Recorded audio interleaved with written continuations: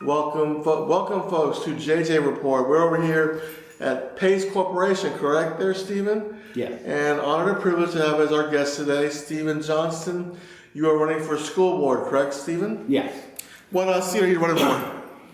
Big pardon? Which seat are you running for? Oh, I'm running for school board in the at-large race. Okay, so there's a field of six? There's 5 of us in the at-large. They can vote for 2 of y'all, obviously citywide. Mm-hmm. What made you decide to run for school board again this year? Well, back in November, I got with my wife and our family and some friends. We decided we weren't going to run. And then in February, Ashley McLeod announced that she wasn't going to run for re-election. That created an open vacancy, and at that point, everybody encouraged me to run to fill the vacancy. Gotcha. Okay. A little background. I know you've been out there, Steven, for a little while, but maybe our audience doesn't really know your history. Mm-hmm. Are you born and raised in this area? Well, we came to here in Virginia Beach in 1968 when my dad got transferred to Oceana. We used to live in Navy housing here. I went to Princess Anne Elementary School, then we went to Plaza Elementary when it was still a school, Plaza Junior High School. I graduated from Kellam High School in 1982. Married, I live in Lake Placid. And fortunately, when we first moved into Lake Placid, we were zoned for Princess Anne Elementary School. So both my sons went to Princess Anne Elementary School, and they thought it was the neatest thing that they were going to the same school that their dad had went to. Gotcha. And then, where did you went to college out here, obviously, right, Steven? I was at TCC and ODU. Okay. I never graduated from ODU. What had happened was I was working towards an engineering degree, and I was working part-time for an engineering company called Geip Associates here.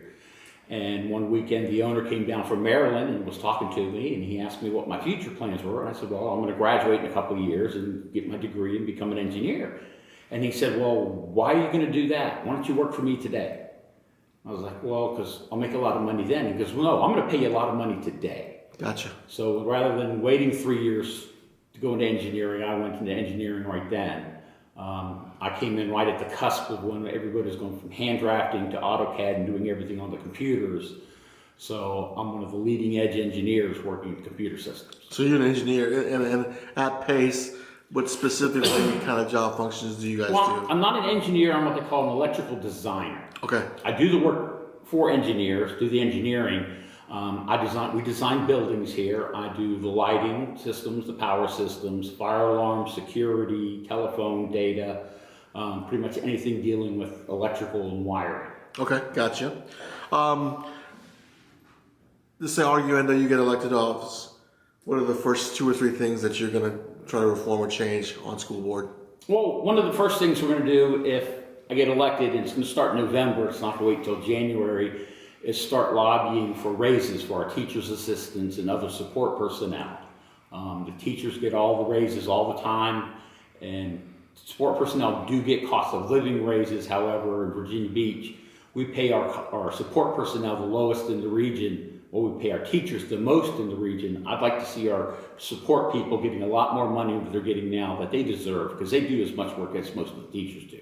Okay. The other thing is going to be classroom safety.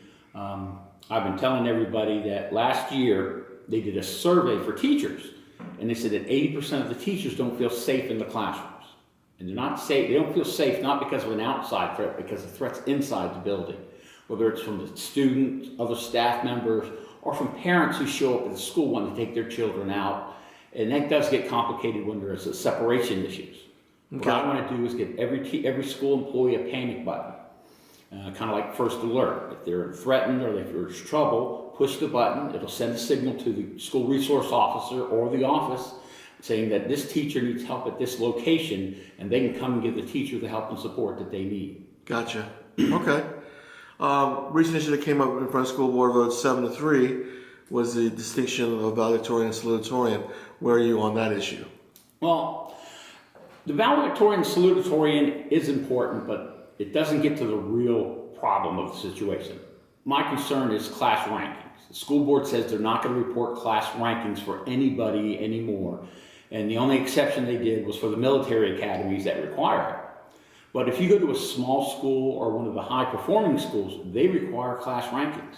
So if Virginia Beach doesn't submit a class ranking, they're not going to start accepting our students. But class ranking is important because you can take 2 students with a 4.2 GPA, one student's in the top 10% and the other student's in the 50% of the class. The one in the top 10% has earned their 4.2, and maybe not so much as the one that's in the 50% of the class. And I haven't looked at curricula or whatever, but what if you have two students in the same grade plans, but one's been taking the accelerated stuff and the other one's taking, I don't know, your basic college requirements, right? That's a distinction too, right? Well, that's where the problem comes up. Because if you take AP classes, Right. you get extra GPA points. Okay. And most of the academies in the city have extra GPA points for most of their classes. So if you're a general education student at, let's say, Bayside, it is almost impossible for you to get a high GPA average as somebody who's going to the Health Science Academy. Gotcha. That was the original issue that was put forward. So instead of saying we're going to separate the two and have a valedictorian class ranking for the general study students and valedictorian class ranking for the academies, they said they went into what I call grandma mode. If nobody's happy with it, we're going to do away with it completely. Okay. And that's going to hurt our kids when they try and get into colleges. Gotcha. Do you still think that social promotion is an issue in our school system today? Yes, it is. There is a lot of pressure put onto the teachers for passing SOL tests, maintaining graduation ratings, maintaining promotion ratings. And unfortunately, the students are being left behind in this, and it's a big push to make sure all our schools are accredited and doing whatever has to be done. One of my big concerns on school accreditation is that Virginia Beach has figured a way to exclude certain students from taking SOL tests. So if you're not taking the SOL test, you're exempt from it, so that child is left behind because it doesn't count towards their school accreditation. Interesting. Okay. You've done pretty much all the forums. You've been out there the last 6 months, whatever. What have you found most challenging about being out here with all these candidates for city council and for school board? Anything challenging or anything that's been endearing, I should say. What have you liked and not liked about the campaign this year? Well, basically everybody's falling into two camps. One camp is from the school board, everything's great, we're happy, no need to change anything. And the other group is we need to make some improvements to make our schools better. There is a small group that says we need to go backwards. I'm not part of that group. I think we need to go forward.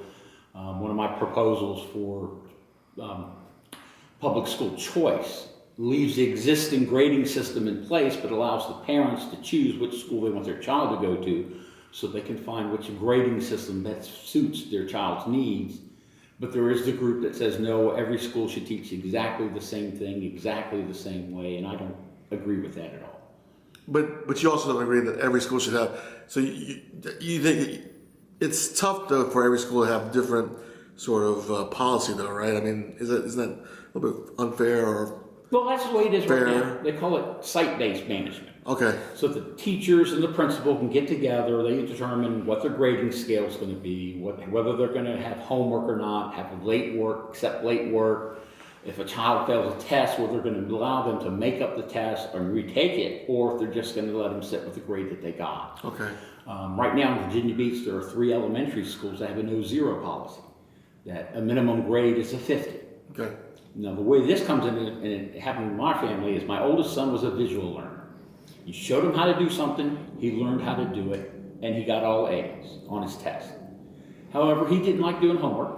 He didn't like doing his projects. He wouldn't turn anything in. I mean, he was very intelligent and passed his test, but he didn't do the supplemental work, so he was getting C's and D's. Okay. My other son is an academic learner.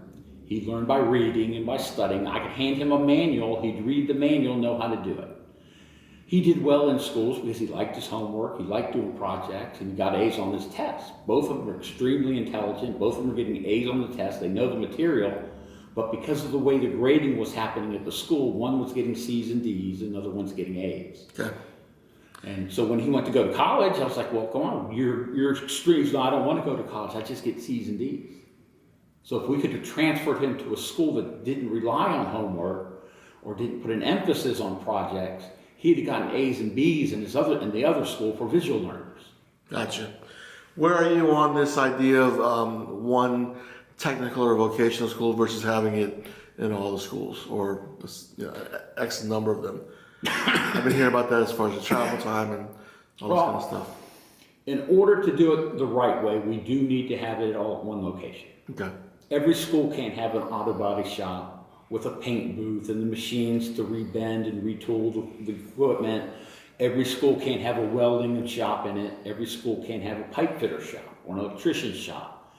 The easiest and best way to do it is combine them into one. Right now, everything's combined into the Votech Center down in Pungo.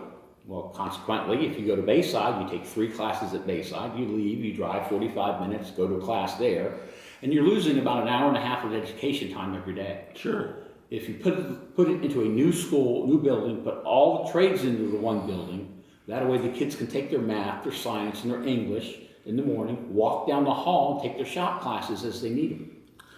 Okay. Where are you on, and this is probably in your line of work, there's an argument about the building of new schools versus revamping the old ones, or what's the balance? Well, the balance, it's not really building new schools or renovating new schools. The problem is that the school board has decided to go overboard on all the options and everything for LEED certification. Okay. I call them Cadillac schools. They've got tons of options, require tons of maintenance, and they really don't provide much in the way of energy savings or building cost savings. Right now, we're building Thurgood Elementary School. That's going to be the most expensive elementary school in the state. Okay. You don't need that. For every 2 buildings they're building now, they can do some cost cutting and build 3 buildings. That would accelerate the schedule and make sure that everybody's in a quality building that they need to be in. How about a beat-up school like Betty F. Williams? Like, I know it's like, what, 2 grades in there? Should we move them to a school? I mean, Luxford's 1 mile down the street. Well, so their lines are literally like your neighbor could be going to one school. Is that an issue? I mean, well, Betty F. Williams is a very old school, and in the spring they'll have a big problem with their electrical system, and I don't think they fixed it yet. Well, when the air conditioner's been running for a while, they lose power to the whole building for an hour, and that happens about once or twice a week over there. So it's a regular occurrence that they know, and that school needs to be replaced. Right. So would you consolidate them with a school that seems reasonable? That demographic of that school represents Virginia Beach versus Betty F. Williams, is 90% black kid. I mean, well, what happens there? Betty F. Williams is part of the tri-campus. They've got 3 schools there. One school is kindergarten and 1st grade. Then they got 2nd and 3rd, and 4th and 5th, and they're all in separate buildings, and it seems to be working great. Okay. And that is a huge campus between the 3 buildings. We could put portables there as they rebuild the building. They could build a new building on the campus while they go to Betty F. Williams and tear that one down after the new school's been built, because they do that a lot. Okay. Either that, or we could take the 4th and 5th graders and send them to the Bayside 6th grade campus, which is the old Kemp's Landing building. Oh, right. So we would then at that point have 3 grades, similar ages, 4th, 5th, and 6th grade at the Kemp's Landing site while they tear down and redo the Betty F. Williams School. Gotcha. The last week of the election, what's going to make the difference? Midterms generally a low voter turnout. School board seems to be always on the bottom of the list. What are you doing this last week? Is it just more? Well, this last week I've been purposely visiting groups that I have not visited before. Okay. A lot of people are saying, no, you need to go to the groups you've visited to reinforce it, but I want to go out to the people I haven't met. That's where I was at last night. Met a group of 30 people. Hardly any of the candidates have been there. We had a great discussion about school issues, and one of the city council candidates was there, and he talked a lot about city council issues, and it was a really good forum that we had last night. Trying to meet people that I haven't met before. Last Saturday, I was at Trick or Treat at Town Center. I passed out over 500 cards, talking with people over there. And right now, we're just looking for groups that we haven't met with, going out. And it's going to be rough because for me on the school board, we're on the back of the ballot. Right. My particular race is in the middle of the ballot, and I'm at the bottom of the list. So if somebody's going to want to vote for me, they have to work for me. They have to work to find me. But you've got some name recognition, Steven. The last election, you got what, 50, 60,000 votes, was it? I got 68,000 votes. So I mean, Joel McDonald got 72. Right. It was a really close race. We're doing much of the same things we've done last time. We're going to have poll workers out, hopefully. There's been some turmoil in the city council race, so a lot of my volunteers have now shifted and are going to the city council people to this because they're going to need more support than it is on school board. Okay. We have a lot of good people running for school board in the at-large race, so it's not like, well, this person gets in, we're going to be not as good, but we've got a really good group of candidates. So I think whoever gets elected, they'll do the school board pretty well. Good stuff. The last 7 days, Steven, I know folks are still kind of looking at their sample ballots and stuff. If they want to reach out to your Facebook site, or what is your website or your Facebook site if they want to volunteer, donate, or just check out your profile? Well, I'm the only candidate not taking donations. Okay, gotcha. I've got stickers and cards and everything else from last time I ran 2 years ago. There is an exemption to filing campaign finance forms, and that's 12 sheets every 6 weeks. The exception is don't accept any money and don't spend a lot of my own money. So I have not spent over $200 yet. I'm not planning on doing that in the next couple of weeks. So I'm not filling out campaign finance forms until till after the election. Okay. So, but you do have a Facebook site. I do have a Facebook page. It's Johnston for VB Schools. Okay. I take stands on a lot of issues. Unfortunately, a lot of candidates kind of hit general issues, but mine's in specifics.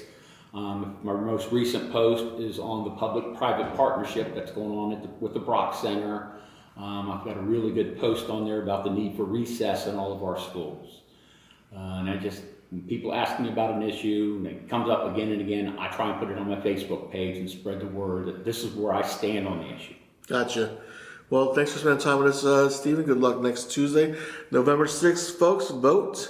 And I want to thank Pace Corporation, correct, Steven, for allowing us to do this Yeah. In their little their beautiful conference room, actually. And we will see you guys soon with JJ Report. Thank you.